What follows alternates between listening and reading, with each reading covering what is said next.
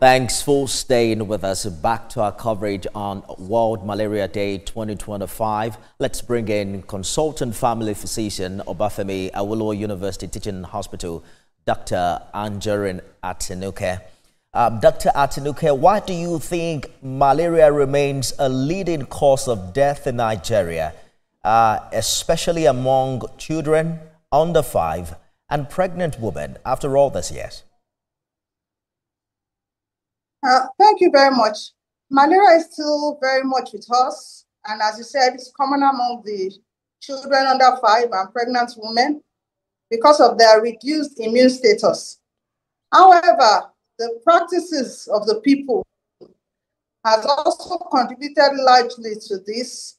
There's a lot of resistance to the known anti-malarials and to the malaria itself. So the infection seems to be difficult to curb and control.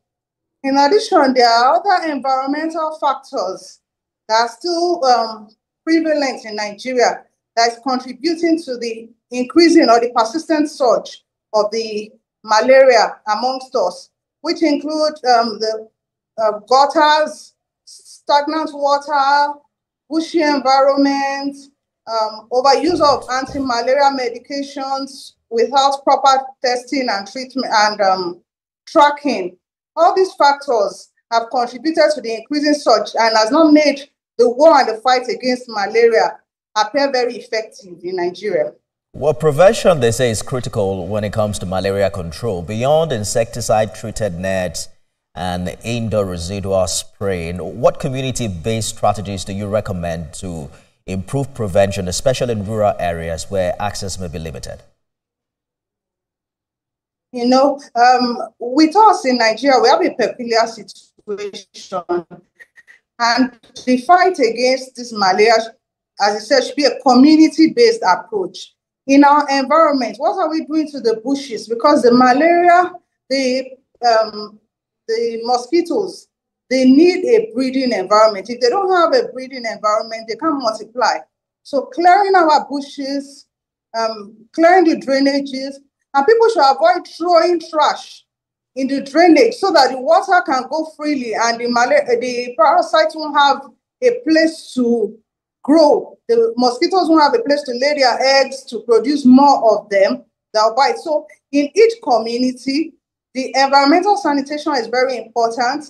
And for the children, they should avoid playing outside at night when the mosquitoes are more active. Wearing protective clothing for children in the evenings to prevent the bite from the mosquito will also go a long way, especially for children and pregnant women. But as a community, the environment is key. And it's a collaborative effort between individuals and the local governments to make it more effective. Interestingly, in some communities, there are still myths about malaria transmission and treatment. Some still believe it's caused by excessive heat or can only be transmitted or treated rather with herbal remedies. How can healthcare providers address these misconceptions to improve adherence to proven prevention and treatment methods?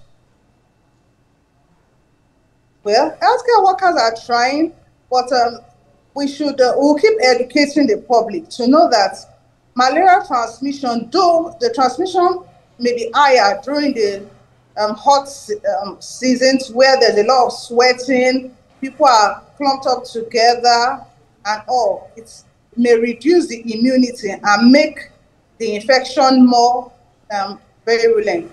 But apart from this, people should know that malaria is with us all year round in Nigeria, and the transmission can go all through the year. It's not it's not limited to just a particular season. And then we have to know that before you treat, you should get tested because it's not all fever that are malaria. And this will help the medications to work better and to reduce resistance. And we know resistance helps the malaria infection to spread more. It's more difficult to control with the regular medications. So it's to avoid herbal medications, because herbal medications solely cannot treat malaria. And there are even so many over-the-counter proclaimed anti-malaria medications that are not WHO recommended, that do not contain the adequate combination to combat the malaria infection completely in an individual. A good place to leave it for now. Consultant family physician, OAU Teaching Hospital, Dr. Angerin Atinuke. Thank you for talking to us. You're welcome. Thank you.